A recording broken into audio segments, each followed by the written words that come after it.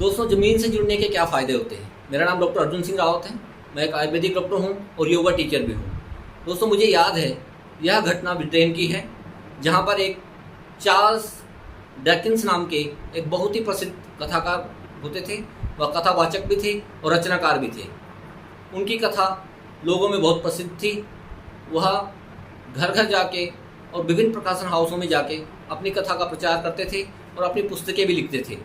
लोग उनके मुख से कथा सुनकर बहुत प्रसन्न होते थे और उनके गुणगान गाया करते थे। एक बार उनकी प्रशंसा महारानी विक्टोरिया के पास पहुंची।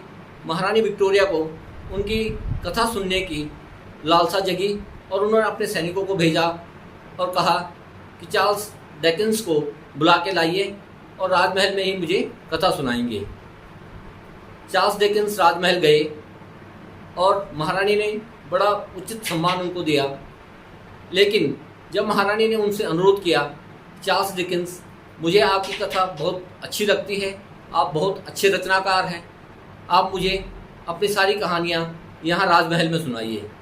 चार्ल्स डिकेंस को यह देखकर बहुत प्रसन्नता हुई, लेकिन उन्होंने विनम्रपूर्वक महारानी से विनती की कि महारानी, यह कथा आपको तभी सुननी पड़ेगी जब मैं इनको आम लोगों के बीच में सुनाता हूँ, क्योंकि मेरी कथा और मेरी रचना राजमहल के लिए नहीं है। मैं तो यह रचना और कथा आम लोगों के इंटरेस्ट के लिए सुनाता हूँ और करता हूँ। लेकिन महारानी के काफ़ी विनम्र करने के बाद भी उन्होंने ये कथा नहीं सुनाई और वो राजमहल छोड़कर चले गए। दोस्तों, किसी कथाकार की रचना तभी कालजयी होती है जब वह आम लोगों से जुड़ी होती हो और उसके स्वाभिमान से जुड़ी होती है।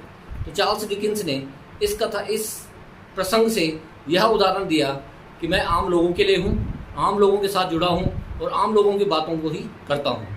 इसलिए दोस्तों, हमें हमेशा ध्यान रखना चाहिए कि जो भी हम अपनी रचना या कथा करते हैं वह आम जन के लिए होनी चाहिए, वह समाज के लिए होनी चाहिए, जिसमें समाज का भला हो।